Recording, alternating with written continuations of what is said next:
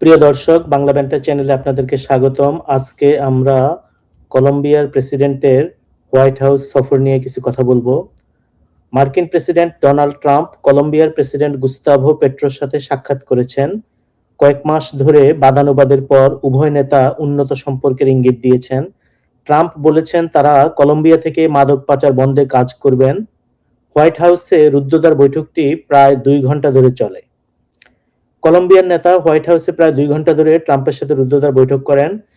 তাদের পরস্পর বিরোধী আদর্শ এবং অপ্রত্যাশিত আচরণের জন্য পরিচিতি থাকা সত্ত্বেও পেট্রো এবং ট্রাম্প উভয়ে ইঙ্গিত দিয়েছেন যে বৈঠকটি সৌহার্দ্যপূর্ণ ছিল।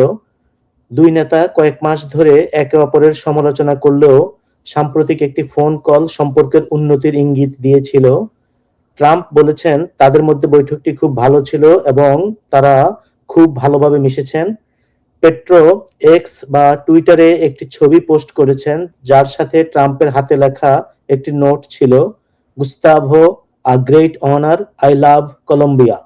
গুস্তাভো, একটি বড় সম্মান, আমি কলম্বিয়াকে ভালোবাসি। এতে দুই নেতার হাত মেলানো এবং হাসি মুখের একটি ছবিও ছিল।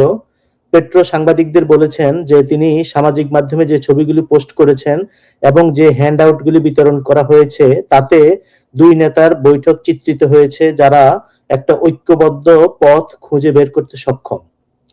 গুস্তাভো পেট্রো বলেন, আমি তাকে বলেছি যে স্বাধীন মানুষেরা ব্ল্যাকমেইলের অধীনে কাজ করতে পারে না, এটা করো নইলে এই পরিণতি হবে। না, আমরা ব্ল্যাকমেইলের অধীনে কাজ করি না। এবং আমি মনে করি ছবিগুলি ও বৈঠকের পরিবেশ এমন দুই সমকক্ষের মধ্যে একটি বৈঠককে তুলে ধরেছে যারা ভিন্নভাবে চিন্তা করেন। হ্যাঁ, আমরা স্পষ্টতই ভিন্ন ভিন্ন ক্ষমতাধর রাষ্ট্রের মানুষ, কিন্তু একটা সাধারণ বা কমন পথ খুঁজে বের করতে সক্ষম। এইটুকুই, ব্যক্তিগত কিছু নয়। তিনি আমার ব্যবসার বিষয়ে আমার সাথে কথা বলেননি, আমিও আমার ব্যবসা নিয়ে তার সাথে কথা বলিনি, যা আমার নেই। কলম্বিয়ার প্রেসিডেন্ট পেট্রো গুস্তাভো একটি বিশেষ ভিসায় ওয়াশিংটন ডিসিতে ভ্রমণ করেন কারণ ট্রাম্প প্রশাসন সেপ্টেম্বরে তার আগের ভিসাটি বাতিল করে দিয়েছিল। সে সময় পেট্রো নিউ ইয়র্কে জাতিসংঘের সদর দপ্তরের বাইরে একটি ফিলিস্তিন পন্থী সমাবেশে যোগ দিয়েছিলেন এবং মার্কিন সৈন্যদের ট্রাম্পের আদেশ অমান্য করার আহ্বান জানিয়েছিলেন। ট্রাম্প প্রশাসন অক্টোবরে পেট্রো এবং তার পরিবারের বিরুদ্ধে নিষেধাজ্ঞাও জারি করেছেন। কলম্বিয়ার রেডিও স্টেশন কারাকলকে দেওয়া এক সাক্ষাৎকারে পেট্রো বলেছেন তিনি ট্রাম্পকে কলম্বিয়ার বাইরে বসবাসকারী বড় মাদক পাচারকারীদের ধরতে সাহায্য করার জন্য অনুরোধ করেছেন।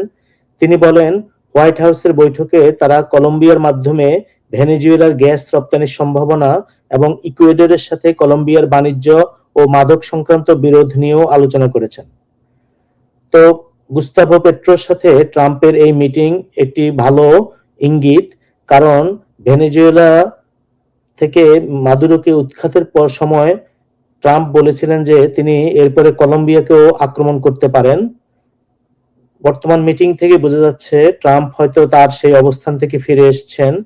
মূলত আমেরিকার সাথে কলম্বিয়ার যেটা বিরোধ সেটা হলো মাদক পাচার নিয়ে, এবং মাদক যেসব দ্রব্য আসছে বা আমেরিকাতে যেসব মাদক দ্রব্য ল্যাটিন আমেরিকা থেকে আসে তার একটা বড় অংশ কিন্তু আসে কলম্বিয়া থেকে। সেজন্য তার এই দুই নেতার মধ্যে এই মিটিং খুবই গুরুত্বপূর্ণ এবং তাদের মধ্যে সম্পর্ক ভালো হলে আমেরিকাতে মাদক আসার পরিমাণ অনেক কমে যাবে বলে ধারণা করা যায়।